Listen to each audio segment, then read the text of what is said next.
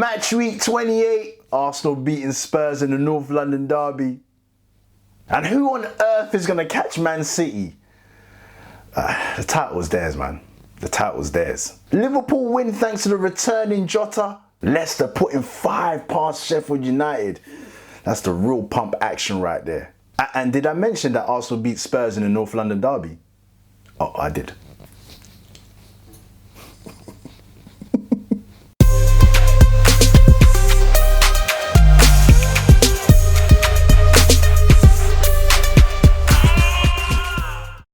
Hi there guys, and welcome to a Dash of Sports Premier League review. I'll be your host and presenter Dashiki Dash, and as per usual I'll be giving you the roundups and the results from all the games from this past week. And don't forget to like, comment and subscribe, and shout out to all the new subscribers out there, and to those that have already subscribed, thank you so much, I truly appreciate it. And don't forget to check out the main show itself, a Dash of Sports. That's where I talk about all things sports related, hot topics and trending stories. So make sure that you press the notification bell so that you don't miss out on any of my shows. With that being said, let's get straight into it.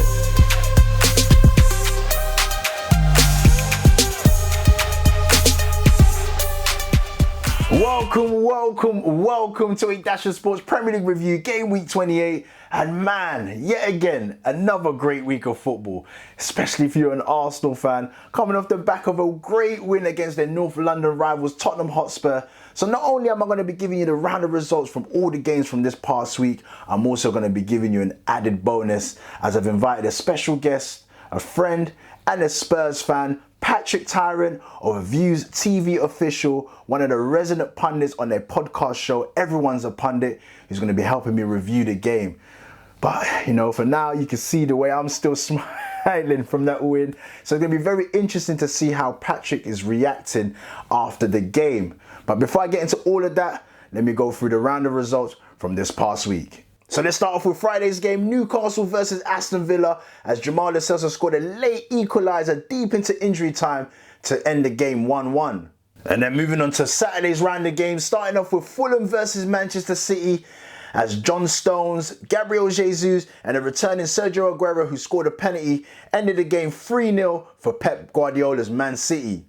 And then moving on to Everton, as they lost 2-1 to Burnley at home, with goals from Chris Wood and Dwight McNeil, which sealed all 3 points for Burnley. And then next up was Crystal Palace versus West Brom, as Luka Milivojevic penalty ended the game 1-0 for Crystal Palace. Surprisingly enough, this game ended 0-0 Leeds versus Chelsea in a no-score ball fest. You get these sometimes. And then moving on to Sunday's round of games, starting off with Man United versus West Ham, as Craig Dawson's own goal gifted Man United all 3 points, winning 1-0 at home. And then moving on to the biggest game of the week, which I'm going to be reviewing a little bit later, the North London derby, Arsenal versus Tottenham, which ended 2-1, despite Eric Lamella's absolutely amazing Rabona-style goal. It was the 2 goals from Arsenal which secured the win, one from Martin Odegaard and a penalty from Alexander Lacazette to take all 3 points. And then next up was a juicy high-scoring game, Leicester versus Sheffield United, with a hat-trick from Kelechi Iheanacho, a goal from Jose Perez, and an own goal from Sheffield United's Ethan Apandu, as the Blades were hit for 5 by the Foxes. And then next up was a South Coast derby between Southampton and Brighton, which ended 2-1 to Brighton, with goals from Lewis Dunk and Leandro Trossard to seal all 3 points. And then last but not least, moving on to Monday's game between Wolves and Liverpool, which saw the returning former Wolves player Diogo Jota, who scored to earn Liverpool all 3 points in a game that was best described by Jurgen Klopp as a real dirty and scrappy win. So some real interesting results there during match week 28. Leicester City pumping Sheffield United 5-0. And this one was to be expected. Man City beating Fulham 3-0. That's the standard. You know what game I wasn't expecting, like the result? I didn't expect West Ham to lose to Man United. I thought at least a draw. Or if anything, maybe even West Ham to win, because they've been in real good form. So that one was surprising enough. But listen, let me get past all of that, because you know all the results of that. You know everything about those games. I want to get into the review of the North London derby, Arsenal versus Tottenham Hotspur. That was the biggest game of match week 28, which ended with Arsenal winning 2-1, taking all 3 points, bragging rights and reclaiming North London as red. So without further ado, I'm going to jump straight into the review with my special guest, friend and Spurs fan. Despite losing, still jumped on to help me review the game. Hi there, guys, and I'm here with my special guest.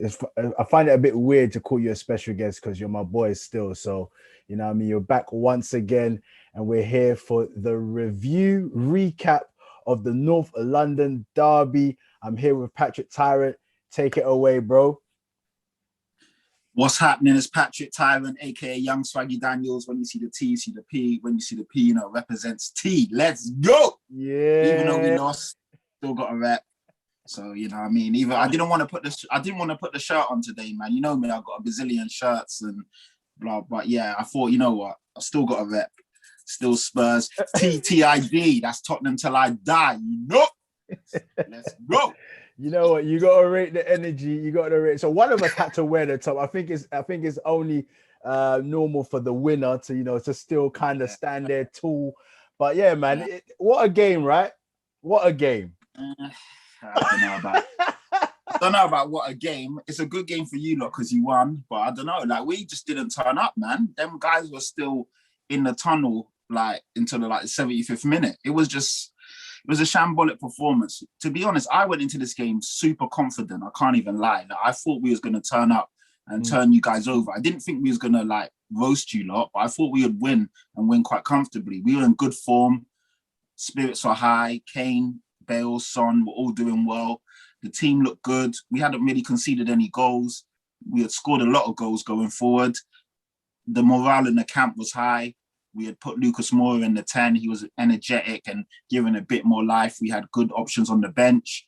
No real injury concerns. Do you know what I mean? We had our strongest team available. And we just were flat. I wouldn't even say we were flat. We just got dominated and ran over. I was watching the game and I was leaning back in my seat, like, what the hell's going on? Do you know what I mean? The more we just come out and you guys just pressed us from the beginning. You were all over us. We were just giving the ball away. We couldn't get out of our half. I was thinking, wow, what's going on? So, you know, we went up 1-0. I don't know how. I mean, obviously the goal was sumptuous. It was a beautiful goal. Do you know what I mean? It's probably one of the best goals you're going to see in a North London derby. To be fair, it's probably one of the best goals you see this season. Definitely. The goal was mental. It come against the run of play, so it was a weird one because obviously the ball got passed behind Lamela, and then all of a sudden I was like, "Wow, did he try to revoke?" And then it just went in, and the way he got the power he got. That was from your first shot of the game, right? Yeah, that's what I'm saying. Like, we were just under the cosh, man. We were just getting. Anyway, so I'm gonna break it all down. But yeah, so that Lamela goal, the power and the precision he got on that with a Rabona, and the way it just curled around, like Leno did all he could do in it. It wasn't even like, you can't blame Leno. Leno died for the ball. It was clean, man. It was an amazing. Partey's legs. That's everything. What I'm saying. It was crazy. It was an amazing goal. So I was like, okay, maybe it might just be one of those games where we're just gonna shithouse a win. Do you know what I mean? And then obviously the game, we still got pushed back, and then you guys scored I was thinking, let's just get into halftime, 1-0 up, we'll take it, regroup, and then go again the second half. Obviously, you lot scored. It wasn't the cleanest of goals, but it was deserved. You know, Odegaard's shot kind of got deflected, I think, off Toby's leg, beat Lloris. It was a deserved goal. You lot went in 1-1. I think at that time we did deserve. Yeah, 100%. That goal. You lot deserve to be ahead. I can't even lie. I've always got to be honest in it. So I meant in the sense of like the rub of the green that we got with the deflection. Because if you remember, we had the same cutback that Emil Smith-Rowe put through to Lacazette, and he went for the dummy instead, and it went through his legs. No, I can't take it away from you. I'm not even saying it's a lucky goal. I'm just saying the deflection, he beat Lloris, but on the shape of play, he deserved the goal. I mean, you hit the post like twice, I think, in the first half as well. Crossbar, then the post. Yeah, crossbar and post. So like, we were under it. Do you know what I mean? So, you know, even at 1-1, I was like, cool.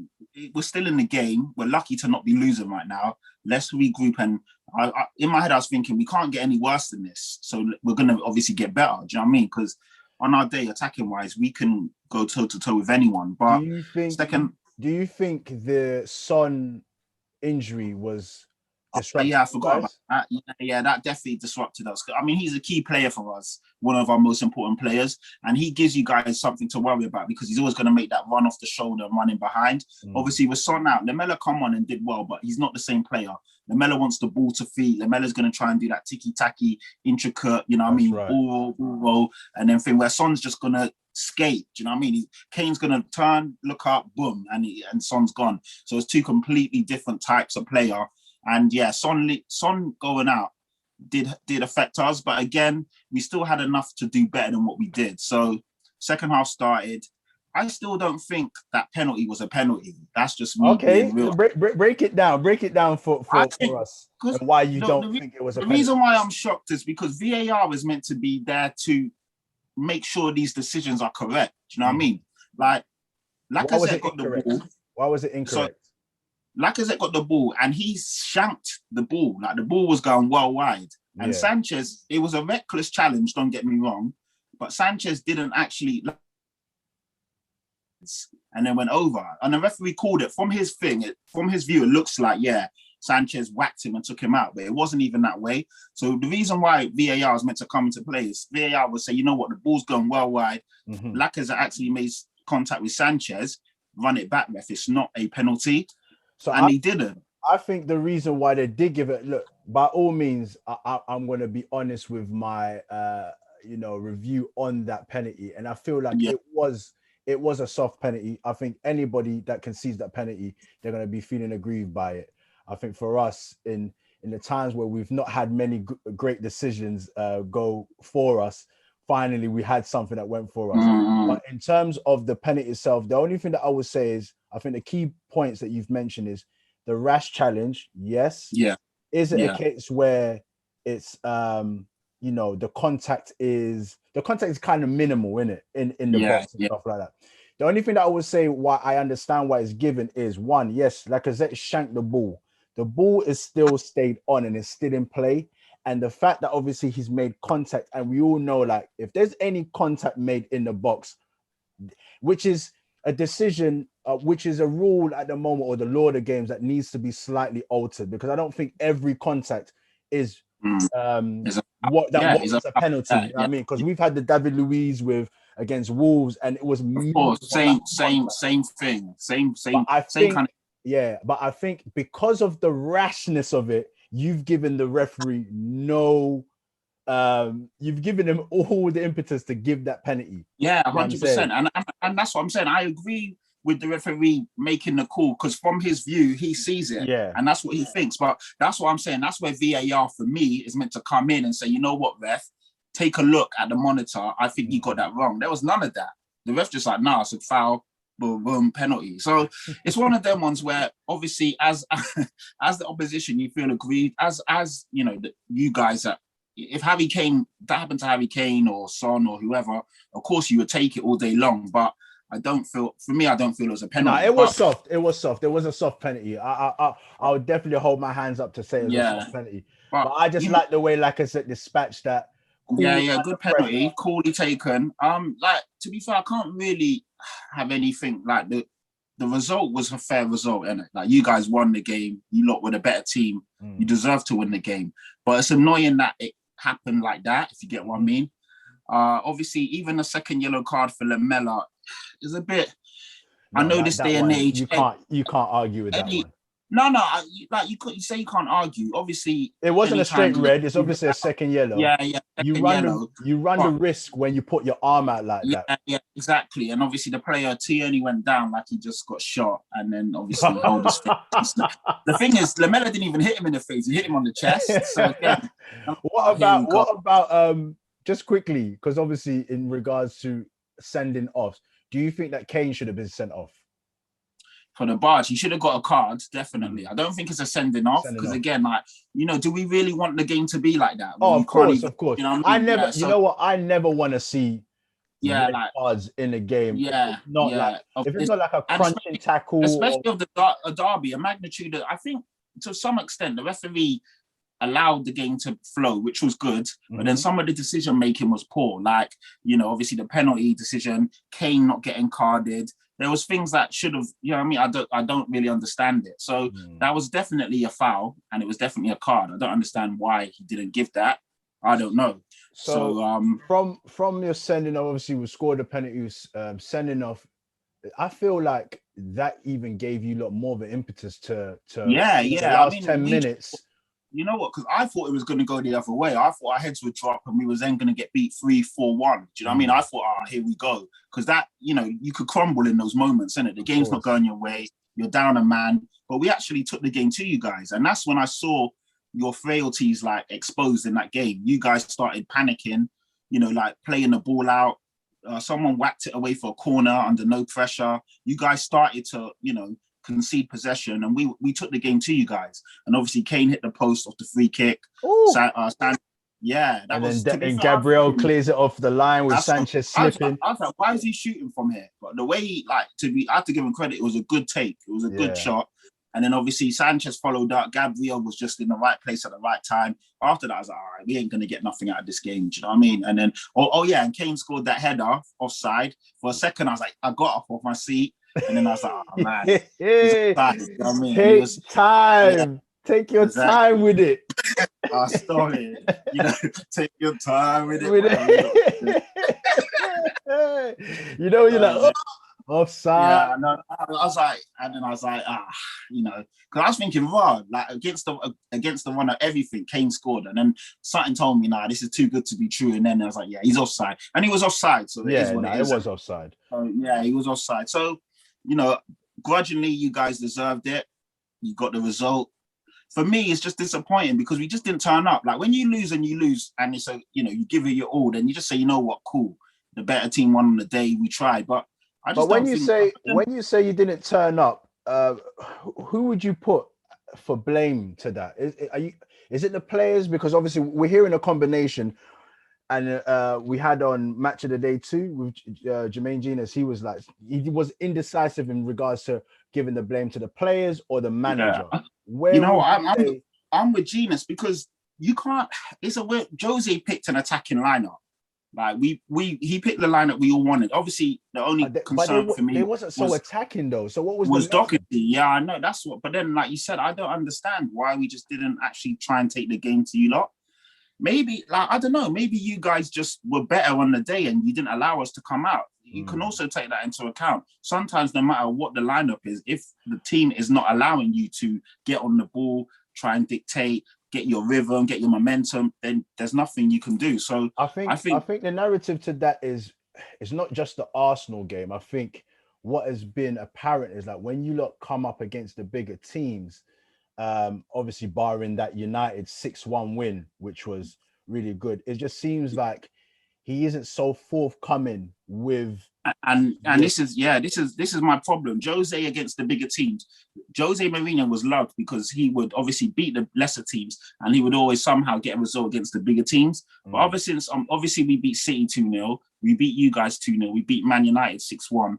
Since then, every time we played a team in the top half of the table, I mean, or a team obviously on your level, we've lost. So I'm trying to understand what Jose Mourinho is doing. I've said Jose out for a while. I said I would second myself. That result shows you why I stand. Yeah, like that's why I stand behind my. I'm not gonna go crazy. We're still in a cup final. We're still in the Europa. We could still somehow finish in the top 4. I don't know. It's an outside chance, but I've looked at the schedule. There's a lot of teams that got to play each other. So if things go, it's not in our hands. But you just don't know with football. But yeah, it's just, I don't know. Jose, it seems like the game's passed him by, man, because a better manager would win those games. There's no way.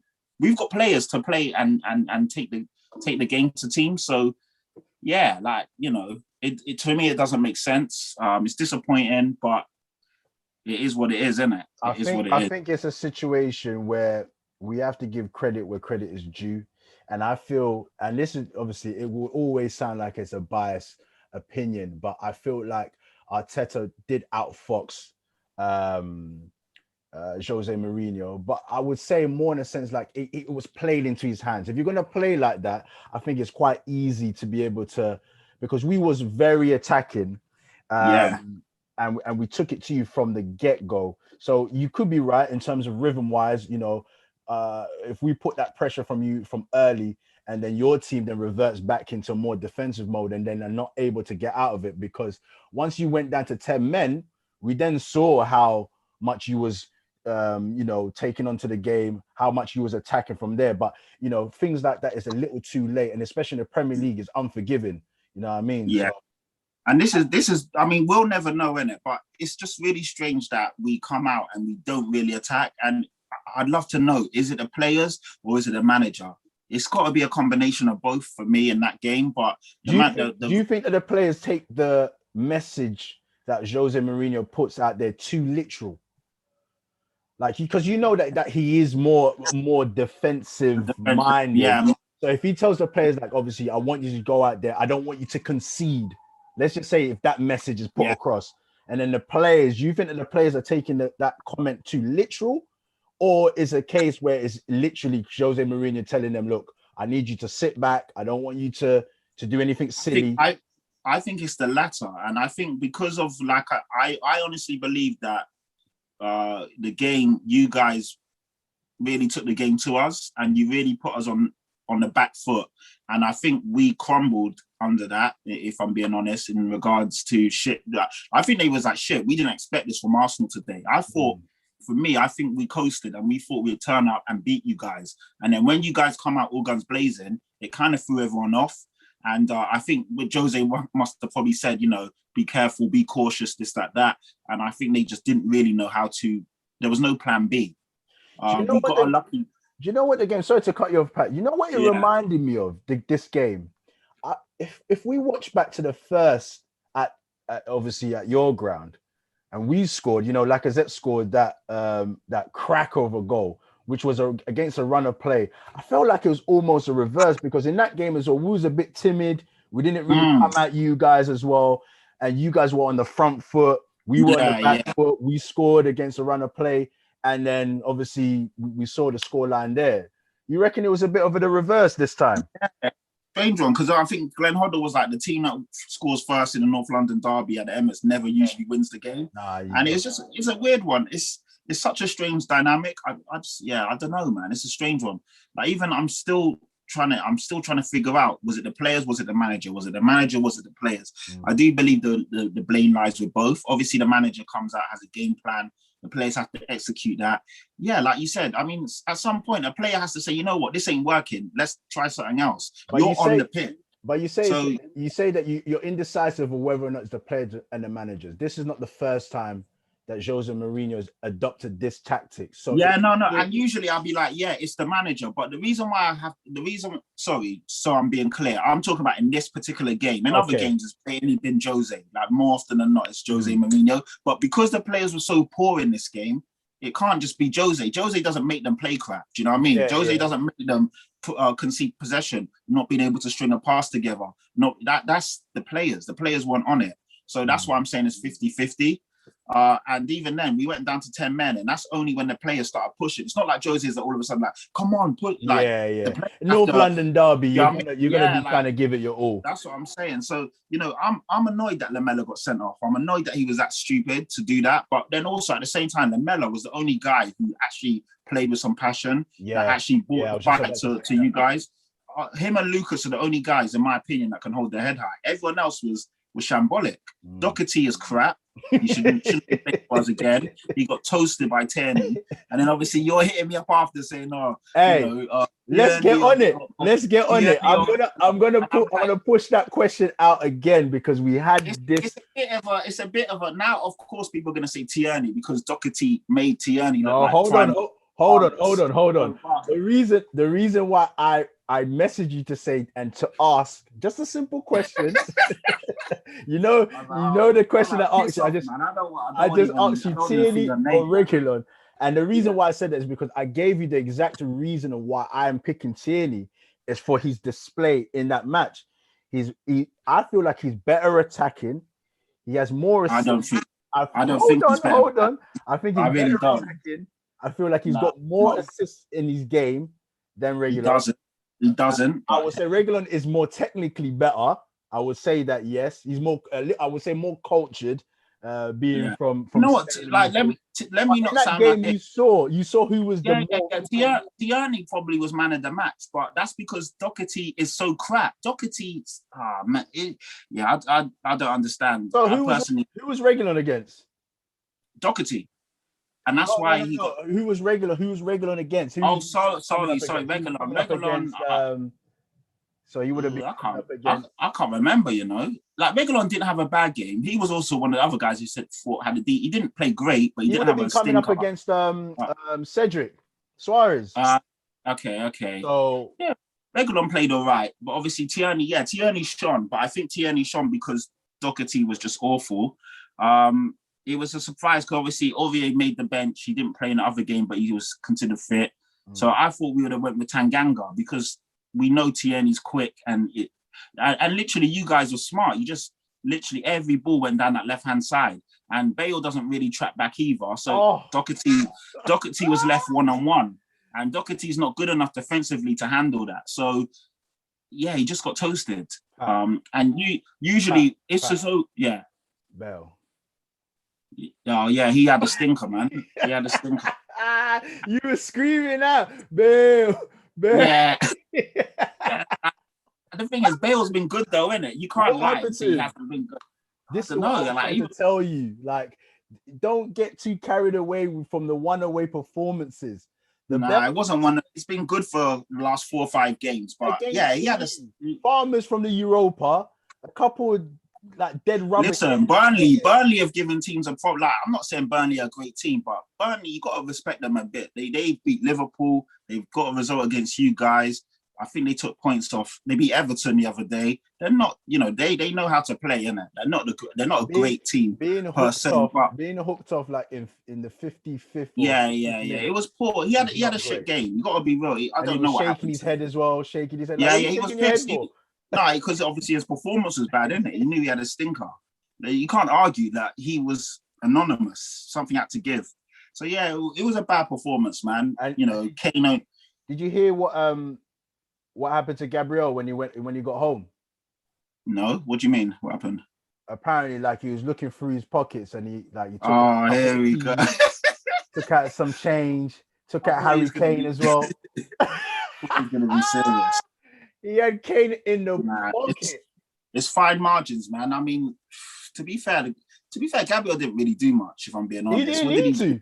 Yeah, that's what I'm saying. Because he had him in his pocket already. It's fine margin. If Kane scores that free kick or gets that header, then no one's talking about Gabriel. So I don't know. Gabriel played okay. He didn't. I think obviously Tierney had a great game. Lacazette played well. I think he was in the middle. It was Partey. Odegaard had a good game. You like as a whole, your team played really well. Cedric had a good game as well. I can't front. He looked good. No, I think all in all, we were up for the game. Yeah. You lot were hungry. You lot wanted the points, and it showed. You lot wanted. Being on the front foot helped us immensely. If we went into that game and we was just trying. And Smith Rowe had a good game as well. He looked good. What did I tell you?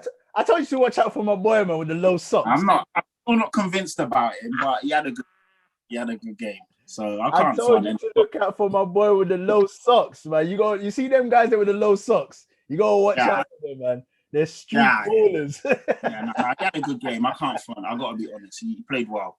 Played well. You see the way he hit the bar? Yeah. He had a good game, man. He had an assist. It was. Listen, in terms of Arsenal, I would say I was very happy to see us play in that way. Obviously we could have scored more. We had like 13 shots to like the one that you lot had at that particular time. So it was just, and I said this obviously in our preview. I think for me, the points are very much important for either side. But I think for Arsenal is just to be able to see if we are able to play football in the way we want to. Can Arteta implement what his vision is for the club? So that when we get into next season, we're not starting the season on the back foot. We're not starting like flipping 20 points behind already in terms of trying to push on for the Champions League spots. So I'm just hoping that Arteta's obviously, not even just Arteta, sorry. I'm hoping that the hierarchy at Arsenal are able to see what he's able to implement, what he's able to do with the current squad now.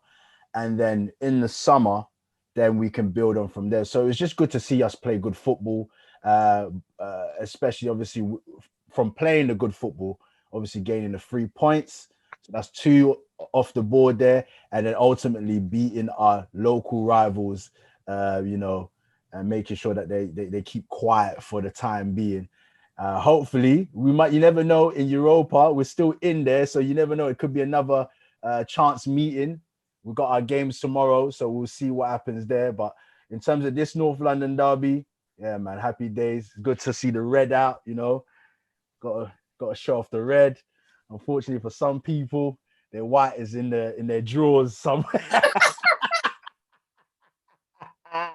Like, you got the Spurs hat, but no hint of white. Oh my gosh, North London is definitely red, man. Definitely red. Oh, God. Sad time. But listen, man, I think the best way just to deal with it is just to get everything off your chest. Yeah, that's it. Some microphone therapy, some podcast therapy. So it's always good. These games come around so quick. Yeah, we've got to bounce back. You guys have got a toughie. You got West Ham on Sunday. I think yours is about 4:00, 4:30 kickoff, and then we're straight after. Man. We've got Aston Villa, which is Aston Villa's a toughie, and I'm sure Grealish will be back for that one as well. He's been injured though, right? Has he been injured? Yeah, he's been injured, but they weren't gonna. They said he was almost ready for the game before. I can't remember who they played. I think they got a draw with somebody, but he's definitely going to be ready for the Spurs game. So we'll see. But yeah, Aston Villa, I mean, obviously we should beat them, but they're no slouches. They can definitely do a thing. And obviously West Ham are flying high this season, and they're going to want, A, it's a derby, and B, they want to really push for Europe. So they're going to be on job. I think so that's a tough one. Situation for us facing West Ham after their defeat to United, it's always going to be a tough game now. It's going to be a tough game. I think it would have been better if we faced them if they got a result at United. Yeah, because they would have been a bit more chilled. We beat United. Yeah. After their really good run, mind you, they've been on a really good run. So that the way teams usually react is like, look, let's jump back on this horse and start up another run of games. So that's going to be a tough game. But hopefully for us, obviously beating you guys, it's not just the case that we raised our game for the North London derby. And this is why I was saying that our performances in games is the most important at the moment. You know what I mean? And also, like you saw us in the last 10 minutes of the game, the frailties obviously just creeping back in. Yeah. Passes, jittery. The good thing I did like to see though is Leno was kind of taking more ownership in terms of that. All right, let me not try and pass it into the midfield as before. Boot it, yeah. Out, Yeah, the ball kept coming back. That's the only thing I liked. I liked our performance in the last 10, 15, whatever you want to call it. Obviously, it wasn't enough and it's nowhere near good enough, but at least we took onus of trying to get something. But to be fair, at least you guys, you kept to, you didn't concede. So it doesn't really mean much in the grand scheme of things, does it? The game was done already, but it was good to see us at least try and go for the jugular instead of conceding defeat and ended up losing 3 or 4-1. Because you see that a lot of times. It's a tightish game. They go a man down and then they just capitulate. Yeah. So at least I didn't see that. Yeah, exactly. So it can go either way. But obviously it wasn't enough. And like I said, it was a fair result in the end. I can't really begrudge us losing because we didn't do enough to win the game. What's the override feeling now? Obviously, after losing the North London derby, what's your disappointment, man? To be fair, it wasn't even the derby. It's the fact that we were right. If we won that game, we were right back in the mix for a top 4. That's what really annoyed me the most. Like we said, it's the more the points at this stage of obviously the North London derby bragging rights is cool, but it's more the fact that we could have really put ourselves in the mix again. And now, obviously, not to say we're out of it because. Every time a team you think they're out, they get drawn back in our hands anymore. And obviously, if all the other teams keep winning, then it doesn't matter. But we had it in our own hands with a game in hand over Chelsea. So if we bounce back, cool. If it ends up being another draw here and a loss there, then forget it. But I think for me, Jose will probably try and do all eggs in the Europa League, and then also hope that we win the Carabao, and then he can try and say it's a good season. But for me, a good season would have been a trophy and top 4, and that's what I'm still standing by. So we'll see how it ends, and then I can really judge this year. Well, that is us for the review. I'm sure that every Tottenham fan out there by now should be feeling it, a little bit better. These games, like I said, they come around real quick. We're going on to our weekend games now. Obviously, Spurs facing Aston Villa, Arsenal facing West Ham. So that's another weekend of football to now worry about. So we can obviously put this game in the past. But like I said, man, when it comes to a North London derby, I don't think many fans will understand how great a North London derby is. So neither fan wants to lose that game. But once it's happened, before the games, we're giving it all the talk, rah, rah, rah. But clearly, when you lose the game, you just got to humble yourself and then wait for the next one. And then hopefully you get to win that North London derby. But yeah, man, Pat, I appreciate it. Appreciate the breakdown and recap. You want to throw out your socials out there so everyone can contact you when they can? Yeah, thank you very much. It's Patrick Tyrant, all one word. You can catch me on Twitter, always tweeting something decent, something funny, something. Yeah, now, to be honest, my tweets aren't wild, but they're decent. And then you can catch me on Instagram under the same name as well. So yeah, that's it, man. Patrick Tyrant. When you see the T, you see the P, And you'll catch me on Views TV Official, VIEWS TV Official.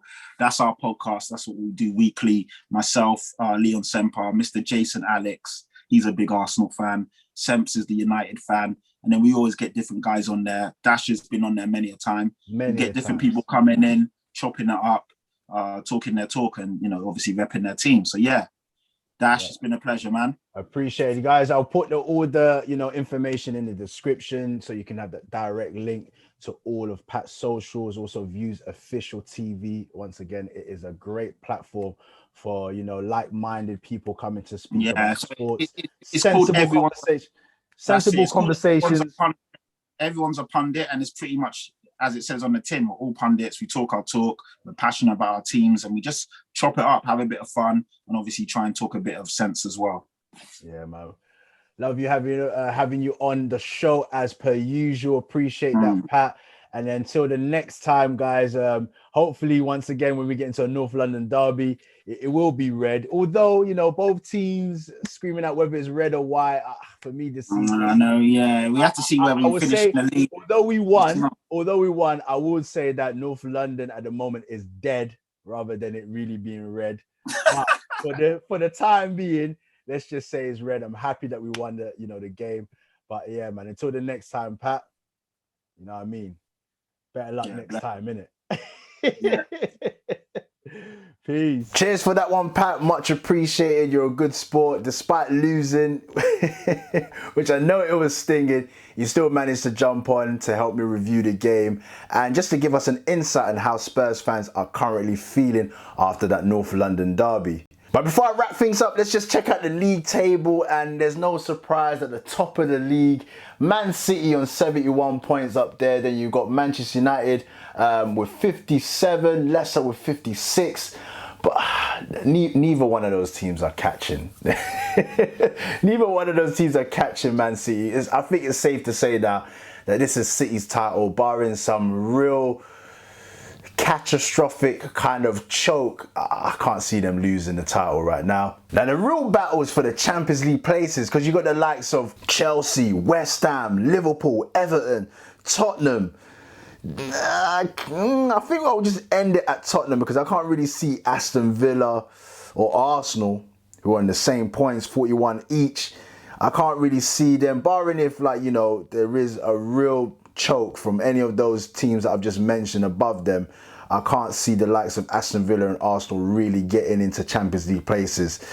Europa, yeah, but Champions League, nah. So we'll just leave that to the likes of Chelsea, West Ham and Liverpool, Everton and Tottenham, who, man, they really got to battle it out because there's not enough room for these teams, for these places.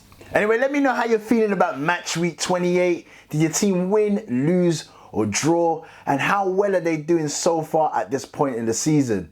And remember to like, comment, and subscribe. Smash that like button, comment, and help me to get these subs up. I truly appreciate your help with that.